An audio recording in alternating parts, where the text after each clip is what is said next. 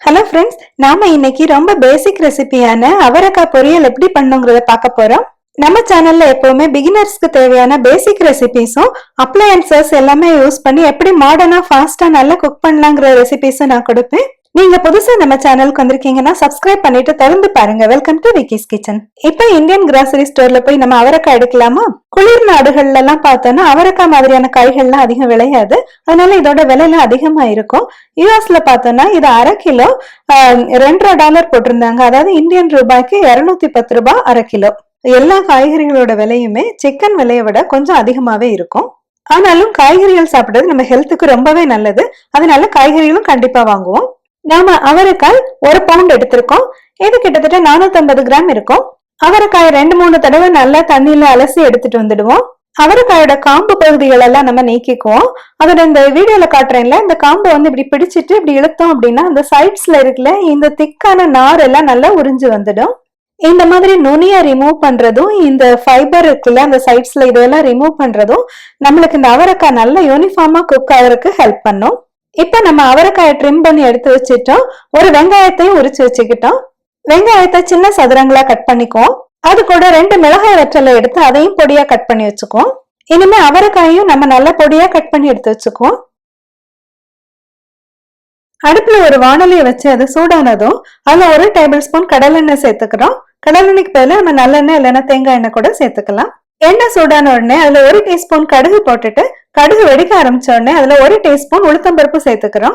கடுகு உளுத்தம்பருப்பு வெளியே தெரிக்காம இருக்கிறதுக்காக நான் இப்படி லேசா மூடி வச்சுட்டு அதுக்கப்புறம் இமீடியட்டா ஓபன் பண்ணிடுவேன். உளுத்தம்பருப்பு செவக்க ஆரம்பிச்ச உடனே நம்ம நறுக்கி வச்சிருந்தாலே அந்த வெங்காயம் அந்த வரமிளகாய் எல்லாத்தையும் சேர்த்துக்கிறோம். வெங்காயம் செவக்க தேவையில்லை, அது கொஞ்சம் சாஃப்ட் ஆகிற வரைக்கும் லைட்டா வதக்கிட்டு இமீடியட்டா நம்ம கட் பண்ணி வச்சிருந்தாலே அந்த அவரைக்காயை போட்டுக்கிறோம்.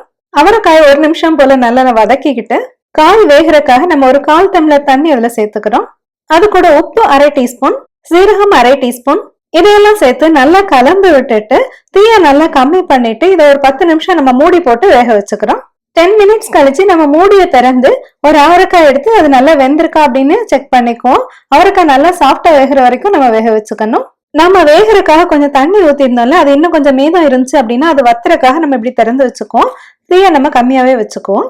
2 டேபிள் ஸ்பூன் தேங்காயை எடுத்து நம்ம அதுல சேர்த்துக்க போறோம். நான் யூஸ் பண்றது ஃப்ரோசன் கோகோனட், அதனால இந்த 2 டேபிள் ஸ்பூன் தேங்காய் எடுத்து நான் மைக்ரோவேவ்ல வச்சு ஒரு 30 செகண்ட்ஸ் போட்டு எடுத்துக்க போறேன். இது வந்து நான் ரீஹீட் மோட்ல 30 செகண்ட்ஸ் போடுறேன். நம்ம இந்த தேங்காய் பூவை இந்த பொரியல் பண்ணிட்டு இருந்தாலே அது கூட சேர்த்துக்கிறோம். நம்மளுக்கு யூஸ்வலா நிறைய ஃப்ரெஷ்ஷா உள்ள கோகோனட் கிடைக்குது அப்படின்னா இந்த மாதிரி தேங்காயை பூவா திருகிட்டு அதை எடுத்து நம்ம ஐஸ் கியூப் இருக்குல்ல அந்த ட்ரேஸ்ல வச்சு அதை அப்புறம் எடுத்து ஒரு ஜிப்லாக் கவர்ல போட்டு வச்சுட்டோம் அப்படின்னா இந்த மாதிரி நமக்கு பொரியல் பண்ணும்போது ரொம்ப ஈஸியா எடுத்து நம்ம யூஸ் பண்ணிக்கலாம்.